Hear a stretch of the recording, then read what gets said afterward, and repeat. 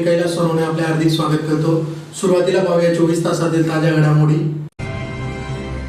गेल्या निवडणुकीत धुळे शहरात मुस्लिम उमेदवार निवडून येण्यासाठी देवेंद्र फडणवीस यांनीच भाकरी फिरवल्याचा माजी आमदार अनिल गोटेंचा आरोप। उपमुख्यमंत्री अजित पवार यांच्या वाढदिवसानिमित्त गरजू गोरगरीब व अनाथ विद्यार्थ्यांना वह्या वाटपाचा कार्यक्रम संपन्न। SSVPS महाविद्यालयाच्या माजी विद्यार्थ्यांचा स्नेहमेळावा उत्साहात संपन्न। स्वस्त धान्य दुकानदारांच्या ई-पॉश मशीनच्या सर्व्हरच्या अडचणी दूर करण्याची मागणी। मराठा समाजाला व त्यांच्या सगळे सोयऱ्यांना सरसकट ओबीसी प्रवर्गातून आरक्षण मिळण्याची मागणी। प्रभाग क्रमांक 19 मध्ये रस्ता काँक्रीटीकरणाच्या कामाचा आमदार फारुख शाहच्या हस्ते शुभारंभ। आणि तक्षशिला बुद्ध विहार येथे आषाढी पौर्णिमा व वर्षवासात सुरुवात निमित्त व्याख्यानासह खीर वाटपाचा कार्यक्रम संपन्न। आता बातमीत विस्ताराने। गेल्या विधानसभा निवडणुकीत धुळे शहरात मुस्लिम उमेदवार निवडून येण्यासाठी देवेंद्र फडणवीस यांनीच भाकरी फिरवल्याचा आरोप माजी आमदार अनिल गोटे यांनी धुळे येथे पत्रकार परिषद घेऊन केला आहे। गेल्या विधानसभा निवडणुकीत धुळे शहरात मुस्लिम आमदार निवडून येण्यासाठी नामदार देवेंद्र फडणवीस हेच जबाबदार आहेत, त्यांनीच भाकरी फिरवल्या असा आरोप करीत माजी आमदार अनिल गोटे यांनी देवेंद्र फडणवीस व भाजपवर पत्रकार परिषद घेऊन जोरदार प्रहार केला। यावेळी त्यांनी पुढे सांगितले की शरद पवार यांना अमित शाह हे भ्रष्टाचारांचे सरदार म्हणतात, तुम्ही तर मग भ्रष्टाचारांचे सम्राट आहात। मध्य प्रदेशात पंतप्रधान मोदी हे अजित पवारांनी 70,000 कोटी रुपयांचा घोटाळा केल्याचे सांगतात, 72 तासात त्यांना मंत्री करतात। उद्धव ठाकरे यांचा औरंगजेब फॅन क्लबचे सभासद म्हणून अपमान करतात, परंतु सत्तेसाठी काश्मीरमध्ये भाजपने महबूबा मुफ्ती यांचे पाय धुतले होते, तेव्हा तुम्ही पाकिस्तान फॅन क्लबचे सदस्य होतात का, असा सवाल गोटेंनी केला। गायांची कत्तल करून मुस्लिम देशांना मांस पाठवणाऱ्या कत्तलखान्याच्या मालकांकडून 250 कोटी रुपयांची देणगी घेतात, हेच तुमचे बेगडे हिंदुत्व आहे का? भाजपवाल्यांनो, तुम्ही कितीही लाडकी बहीण, भाऊ, मामा, काका योजना काढा, जनतेला तुमच्या लबाडीची पूर्ण ओळख झाली असल्याचेही त्यांनी सांगितले। या पत्रकार परिषदेला माजी आमदार अनिल गोटे यांच्यासोबत तेजस गोटे, प्रशांत बदाने, विजय वाघ, सलीम भाई आदी उपस्थित होते। त्यातले 3 कोटी रुपये दोन्ही आमदारांना मिळाले आणि 2 कोटी रुपये हे मध्ये तुमच्या जय त्यांनी सोडून घेतले। ही मिटिंग औरंगाबादला ऑबेरॉयमध्ये झाली। तर हे धंदे आता देवेंद्र फडणवीसांनी बंद केले पाहिजे। समाजामध्ये भांडणं लावायचे आणि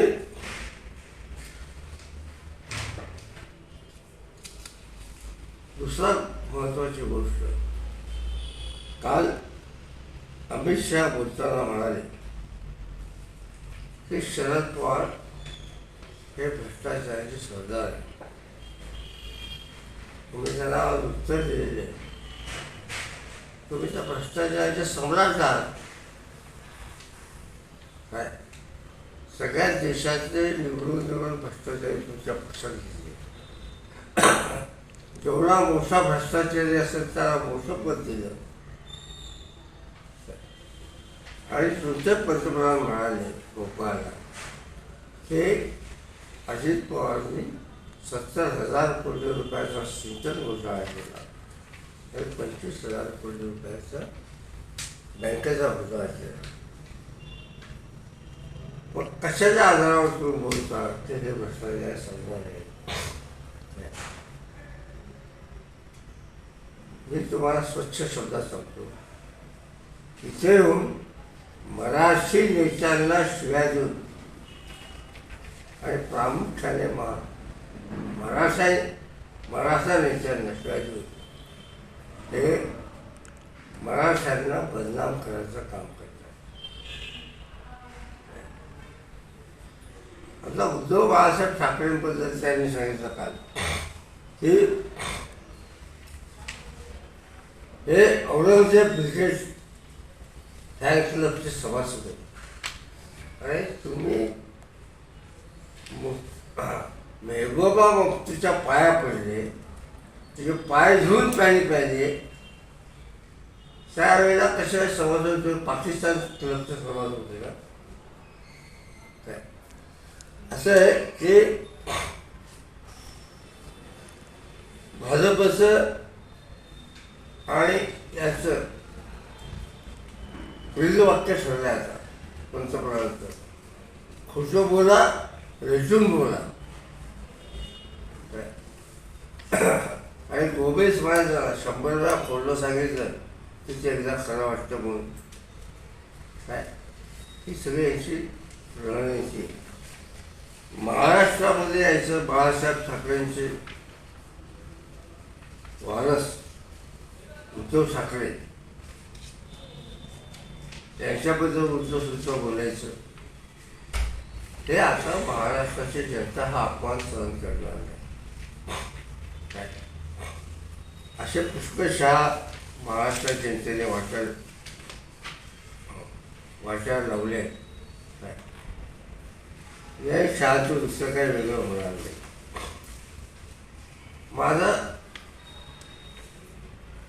तिसरं, राष्ट्रवादी काँग्रेस पक्षाचे अध्यक्ष तथा उपमुख्यमंत्री अजित पवार यांच्या वाढदिवसानिमित्त धुळे शहरातील स्टेशन रोडवरील हिरेबन येथे गरजू गोरगरीब व अनाथ विद्यार्थ्यांना वह्या वाटपाचा कार्यक्रम सोमवारी संपन्न झाला. राष्ट्रवादी काँग्रेस पक्षाचे अध्यक्ष तथा राज्याचे उपमुख्यमंत्री अजित पवार यांच्या वाढदिवसाचे औचित्य साधून दरवर्षाप्रमाणे यावर्षी देखील राष्ट्रवादीचे प्रदेश सरचिटणीस इर्शाद जहांगीरदार यांच्यातर्फे गरजू गोरगरीब आणि अनाथ विद्यार्थ्यांना वह्या वाटपाचा कार्यक्रम स्टेशन रोडवरील हिरेभवन येथे राज्याचे मदत आणि पुनर्वसन मंत्री अनिल पाटील यांच्या प्रमुख उपस्थितीत सोमवारी संपन्न झाला. यावेळी 3000 विद्यार्थ्यांना वह्यांचे वाटप करण्यात आले. प्रास्ताविकात इर्शाद जहांगीरदार यांनी कार्यक्रमाच्या आयोजनाबाबत माहिती दिली.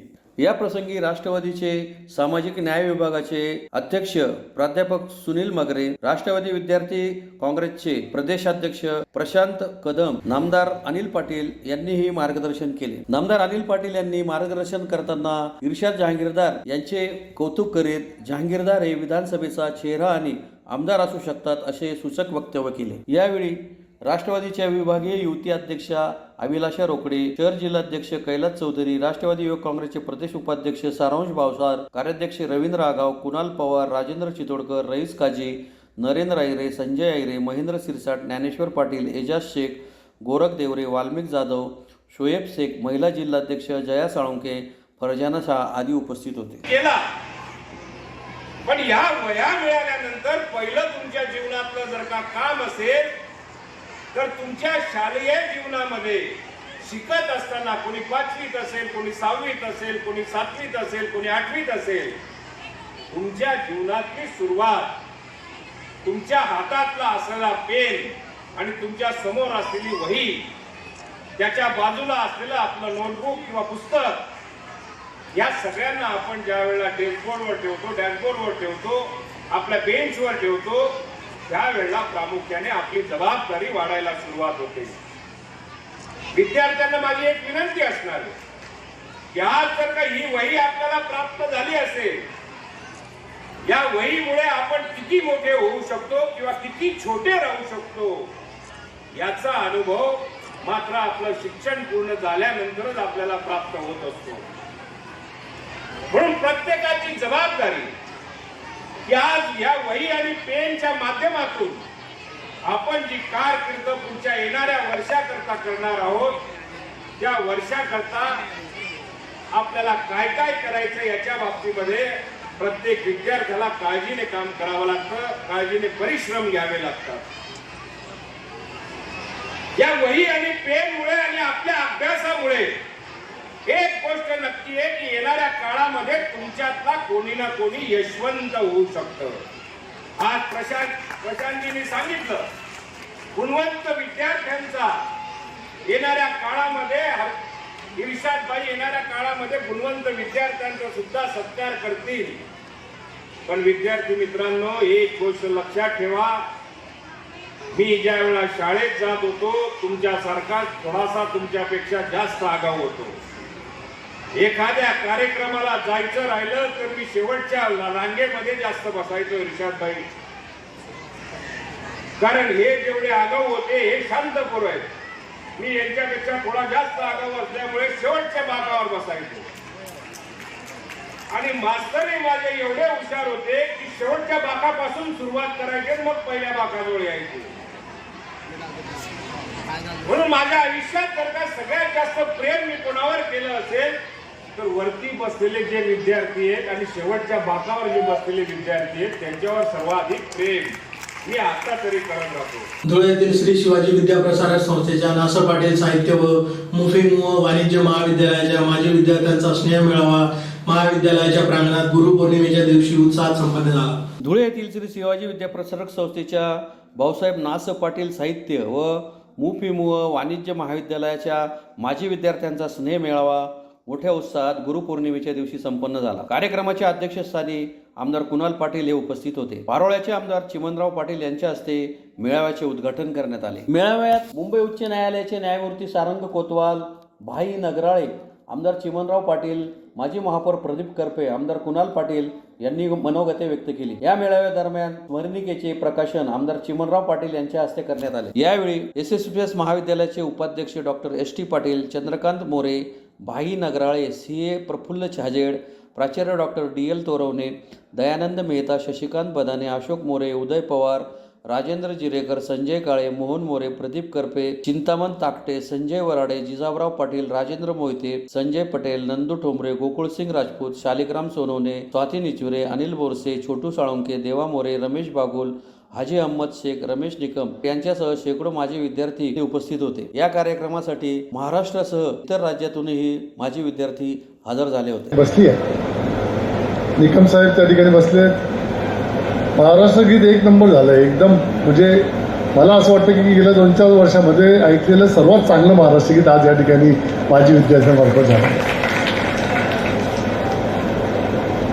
तिकडे मागे पण बरीच मंडळी बसली आहे. मला इथं बसल्या असं जाणवत होतं की कॉलेजमध्ये असताना आपण कॉलेजचा वर्ग आणि शेवटी बॅक बेंचर असायचे आणि पुढे स्टुडियस विद्यार्थी बसायचे आणि काही बॅक बेंचर मागे बसायचे. मला सगळे ते बॅक बेंचर मागे दिसून आलेले पण तिकडे हात करताय वरतून आणखी त्यांना माहिती आहे काही चांगलं करा नाही हो. त्यामुळे मित्रांनो खरं तर आज खूप छान वाटतंय मला. आजचा हा तुमचा कार्यक्रम जेवढ्या आतुरतेने तुम्ही लोक वाट बघत असाल तेवढ्याच आतुरतेने मी पण सुद्धा वाट बघत होतो. म्हटलं 21 तारीख येईल, 21 तारखेला धुळ्यामध्ये राहायचंय. परवा आमची पक्षाची बैठक होती आणि पक्षाच्या बैठकीला नगराज साहेबांना माहिती आहे की सर्वच दिल्लीची नेते मंडळी प्रमुख आली होती. आता विधानसभेचं वारं व्हायला लागलंय त्याच्यामुळे ते सर्व वातावरण तापायला लागलं आणि त्या बैठकीमध्ये मला आमच्या प्रमुख नेत्याने बोलवून सांगितलं की तू रविवारी दिल्लीमध्ये ये. तर मी म्हटलं साहेब रविवारी सोडून द्या, मंगळवारी येतो. तर रविवारी जरा मला एका महत्त्वाच्या कार्यक्रमाला धुळ्यात राहायचं आहे आणि त्यामुळे मी आज मुद्दामून आजच्या या कार्यक्रमाला थांबलो. कारण जेवढी उत्सुकता तुम्हाला सर्वांना होती की आपले मित्र आता कसे दिसतात तशी मला पण उत्सुकता होती की SSPSचे विद्यार्थीचे जे चेहरे आहेत ते मला सुद्धा बघायचे होते. कारण की मी भरपूर ऐकून आहे की भरपूर माझी विद्यार्थी आहेत की जे मोठ्या मोठ्या पदांवरती गेले. परंतु एक गोष्ट मला इथे आल्यानंतर जाणवली की SSPSचा विद्यार्थी हा किती मोठ्या पदावरती गेला आणि किती छोट्या पदावरती गेला हे महत्त्वाचं नाही आहे. पण SSPSचा मला पहिल्या खुर्चीपासून बसल्यापासून शेवटपर्यंत दिसतोय की SSPSच्या प्रत्येक विद्यार्थ्यामध्ये प्रचंड ऊर्जा आहे आणि तो प्रत्येक जण फार ताकदीचा आहे. त्यामुळे तुम्हाला सर्वांना भेटण्याचा उद्देश या ठिकाणी होता आणि प्रदीप नानांनी सांगितलं की भरपूर लोक आमचे वेगवेगळ्या पदांवरती गेले आणि बऱ्याच क्षेत्रामध्ये त्यांनी नाव कमावलं.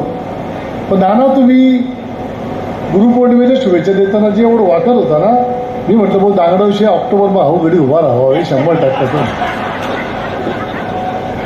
असं आहे. पुढारी माणूस एकदा तो वाकायला लागला म्हणजे समजून जायचं इलेक्शन जवळ यायला लागलेलं आहे बा.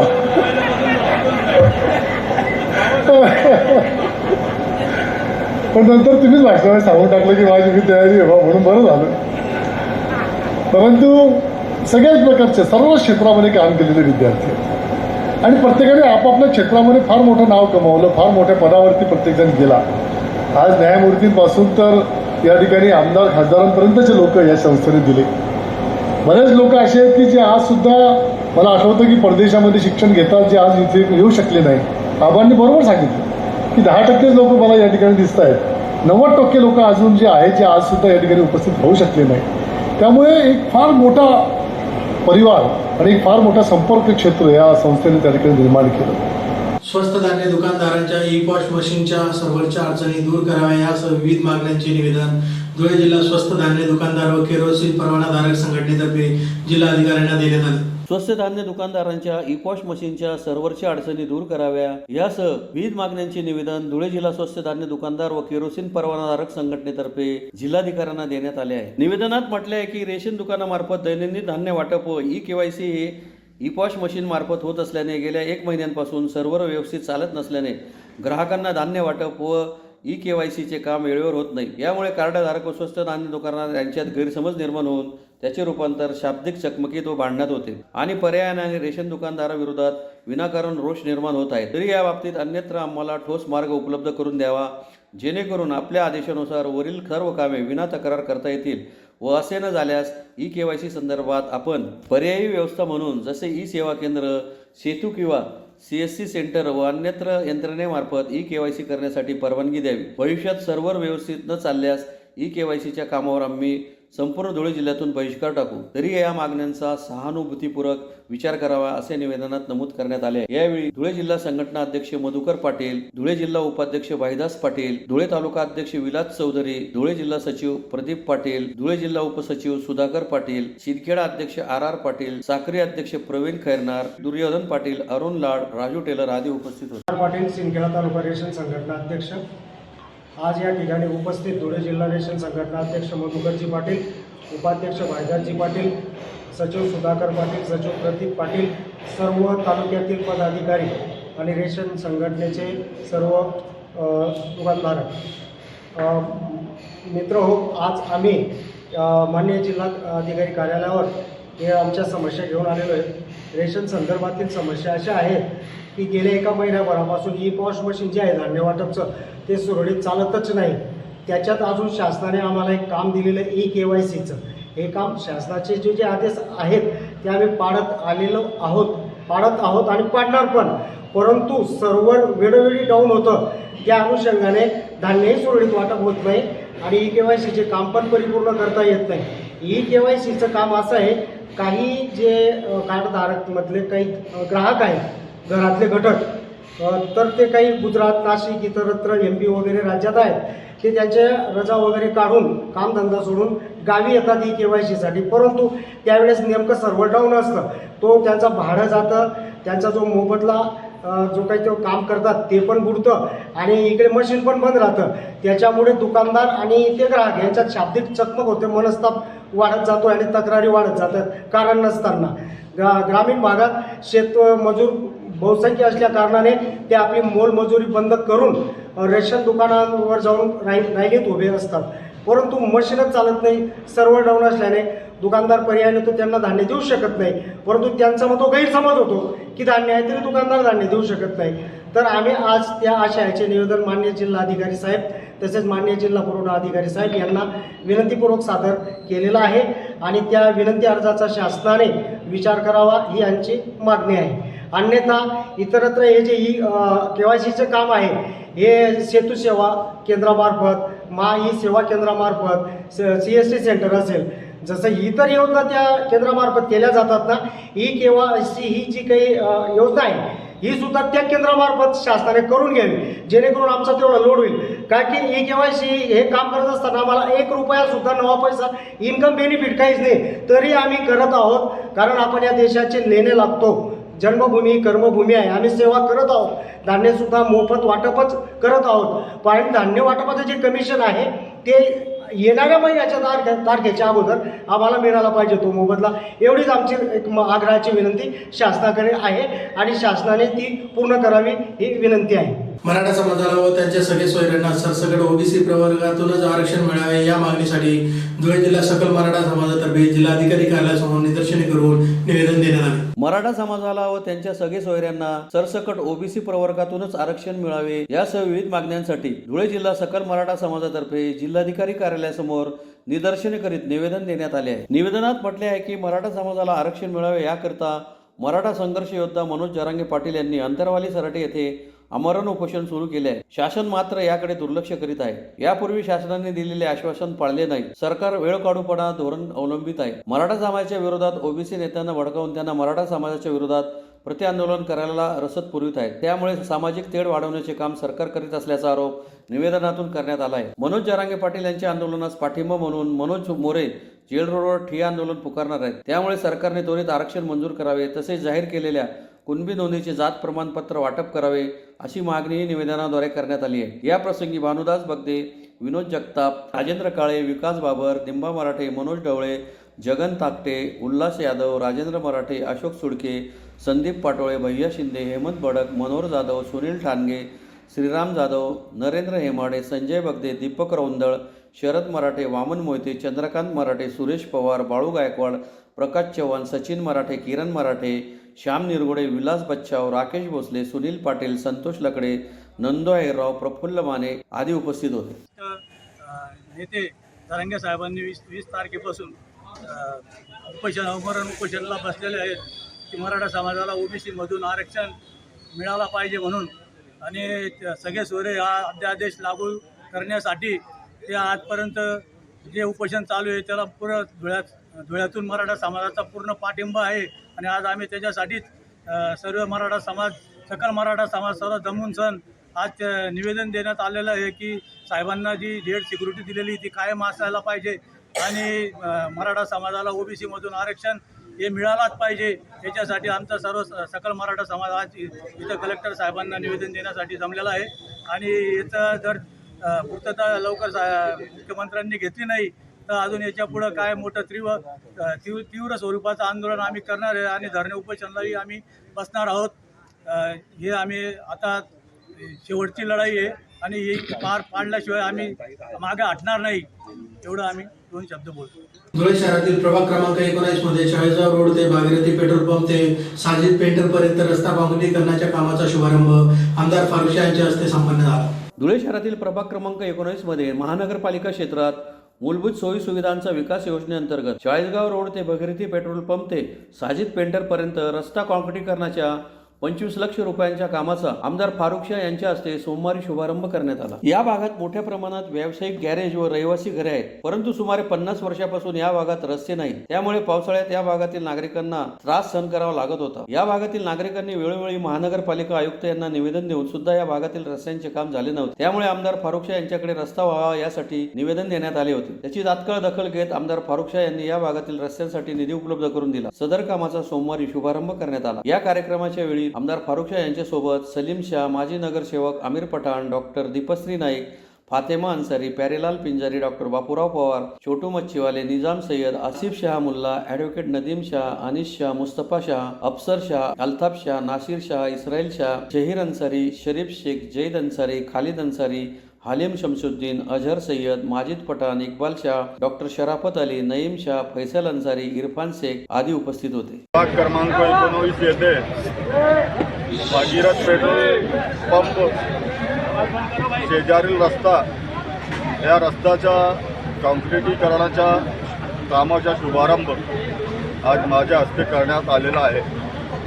त्या कामासाठी या परिसरातील जे उद्योजक आहे त्यात प्रामुख्याने अफसरभाई शाह, ॲडव्होकेट नदीम शाह, इस्राईलभाई शाह आणि या परिसराचे आमचे नगरसेवक आमिर पठाण या सर्व लोकांनी माझ्याकडे मागणी केलेली होती आणि त्यासाठी मी आज या कामासाठी नागरिकांची मूलभूत सोयीसुविधा ह्या योजनेअंतर्गत 25 लाख रुपये मंजूर करून दिलेले होते आणि आज त्या कामाचा शुभारंभ माझ्या हस्ते करण्यात आलेला आहे. त्यावेळी आज माझ्यासोबत आमचे बंधू सलीमभाई शाह, तसेच अनिसभाई शाह, महिला जिल्हाध्यक्ष दीपा मॅडम, इक्बालभाई शाह, अनेक कार्यकर्ते यावेळी माझ्यासोबत उपस्थित आहेत. धुळे शहरातील मोगलाई फुलेनगर बुद्धविहार मंडळाचे तक्षशिला बुद्धविहार येथे आषाढी पौर्णिमा व वर्षवासा सुरुवात निमित्त व्याख्यानासह खीर वाटपाचा कार्यक्रम संपन्न झाला. धुळे शहरातील मोगलाई फुलेनगर बुद्धविहार मंडळाचे तक्षशिला बुद्धविहार येथे आषाढी पौर्णिमा व वर्षवासास सुरुवात होत असल्याच्या निमित्ताने व्याख्यानासह खीर वाटपाचा कार्यक्रम संपन्न झाला. शहरातील तक्षशिला बुद्ध विहार येथे मोगलाई फुले नगर बुद्ध विहार मंडळाच्या वतीने आषाढी पौर्णिमा व वर्षावास सुरुवात निमित्ताने प्रवचनाचे आयोजन करण्यात आले होते. आषाढी पौर्णिमा, गुरुपौर्णिमा व वर्षाभासाचे महत्त्व या विषयावर प्रवचनकार आनंद सैंदाने यांनी उपस्थितांना मार्गदर्शन केले. वर्षावास कसा पाळावा, 3 महिन्यांचे उपवासाचे महत्त्व काय असते हे त्यांनी उपस्थितांना सांगितले. यावेळी मोगलाई फुले नगर बुद्ध विहार मंडळातर्फे खीर वाटपाचा कार्यक्रमही संपन्न झाला. या प्रसंगी मंडळाचे अध्यक्ष आनंद उशिरे, उपाध्यक्ष भगवान बागोल, कार्याध्यक्ष रवींद्र नगराळे, सचिव आनंद सैंदाने, सदस्य ईश्वर जाधव, डॉक्टर भरत लोंढे, चंद्रकांत बागोल, किशोर घुगे, देविदास गोडसे, राकेश चव्हाण, साहेबराव उशिरे, आम्रपाली बागोल, पुष्पा उशिरे, मनीषा नगराळे, सुनंदा बागोल, उषा सदानशिव, निर्मला भांबरे, सुवर्णा उशिरे, भारती डेवरे, नबिता भांबरे, वैशाली वाघ, सोनी उशिरे, सविता पवार, शबनम शहा, प्रशिक भांबरे, तेजस ऐरे यांच्यासह मान्यवर उपस्थित होते. शिक्षा होते. एक होतं स्वतः देह त्याग करायचा, दुसरी होती की आपण गृह त्याग करायचा, आणि तिसरी होती की जो व्यक्ती संघाच्या विरोधात जाईल त्याची जी काही संपत्ती असेल ती संपूर्ण संपत्ती ती जमा करून घेत होती. पण तथागत भगवान बुद्धांनी पाहिलं की माझ्यामुळे मी जर देह त्याग केला तो जे काही मला भविष्यामध्ये काही मी करणार आहे, जीवन जगणार आहे, ते मला करता येणार नाही. म्हणून तथागतांनी देह त्याग देखील टाळला. आणि दुसरं, माझ्यामुळे माझ्या वडिलांची संपत्ती संघात जमा होऊन जाईल हे देखील तथागतांनी टाळलं. आणि तिसरी जी काही शिक्षा होती तथागतांनी स्वीकारली, सिद्धार्थाने स्वीकारली, आणि ते म्हणजे गृहत्याग त्यांनी केला. आणि गृहत्याग करून त्यांनी प्रवज्ञा घेतली, स्वतःचं केस मुंडन केलं आणि एका ऋषीच्या आश्रमामध्ये जाऊन त्यांनी अध्ययन सुरू केलं, म्हणजे तपश्चर्या सुरू केली. पण ती तपश्चर्यामध्ये त्यांना काही दिसलं नाही. त्यांना अनेक यातना त्यांनी सहन केला, आणि त्या अनेक यातना सहन केल्यानंतर देखील त्यांना जे काही या जीवनाचं जे सत्य रहस्य होतं ते त्यांना मिळालं नाही. आणि तथागतांनी मग विचार केला की याच्याने आपलं काही होणार नाही. म्हणून तथागतांनी जे काही 40 दिवसाचा अखंड उपवास केला होता, एक तांदळाच्या दाण्यावर तथागत दिवसाला राहायचे, एक तांदळाचा दाणा खाऊन घ्यायचे आणि त्याच्यात राहण्याचा प्रयत्न करायचे. पण त्यांना त्याच्यात काही भेटलं नाही. मग नंतर सुजाता नावाची जी काही त्या ठिकाणाची राजकुमारी होती ती आली आणि तिने एक नवस केलेला होता. आणि तिने नवस असा केलेला होता की जर मला पुत्र प्राप्ती झाली, मला जर मुलगा झाला तर मी या वृक्षाला मी खीर अर्पण करेन. आणि ज्यावेळेस तथागत भगवान गौतम बुद्ध ते ध्यानला बसलेले होते पिंपळाच्या वृक्षाखाली, आणि ती जी काही खीर देणारी विशाखा होती तिने ती खीर आणली आणि ती खीर तिला तथागतांसमोर ठेवली. आणि तिला असं वाटलं की या देवच आहे काय पण ते त्या ठिकाणी तथागत बसलेले होते. पण मग तिने ती खीर तथागतांनी खाल्ली आणि ती निरंजना नदीच्या काठावर ते बसले होते. आणि त्यांनी ते पात्र पाण्यात सोडलं आणि ते पात्र हे उलट्या दिशेने गेलं. आणि उलट्या दिशेने गेल्यानंतर तथागतांना असं वाटलं की जो मी निश्चय केलेला आहे तो निश्चय मी साध्य करू शकतो. म्हणून तथागतांनी पुन्हा ते खीर खाल्ल्यानंतर ध्यान साधना केली. आणि नंतर तथागतांना बुद्धगयेमध्ये ज्ञान प्राप्ती झाली. आणि ज्ञान प्राप्ती झाल्यानंतर ते ज्ञान मिळाल्यानंतर तथागतांना वाटलं हे जे पवित्र ज्ञान मला मिळालेलं आहे, हा जो संदेश मला मिळालेला हा मी कुणाला सांगू. मग त्यांच्यासोबत जे काही 5 साधू होते ते साधूंची त्यांना आठवण झाली. आणि त्यांना असं वाटलं की आपण त्या साधूंना जाऊन ते आपलं मला मिळालं जे काही बौद्धिक ज्ञान आहे ते त्यांना सांगावं. मग त्यांनी त्यांचा शोध घेतला. मग ते सारनाथला होते. तर सारनाथला तथागत गेले बुद्धगयाहून. आणि त्यांनी तिथं मृगवन वनामध्ये ते जे 5 लोक होते त्यांनी असं ठरवलं की हा येतोय, हा तो सिद्धार्थच आहे, आणि याने म्हणजे स्त्रीच्या हाताची खीर खाल्ली म्हणून हा बाटलेला आहे, याला काहीच मिळालं नसेल. म्हणून त्यांनी असं ठरवलं याला मान सन्मान करायचं नाही, याला बसायला आसन द्यायचं नाही, याला वंदन करायचं नाही, असं त्या 5 लोकांनी ठरवलं.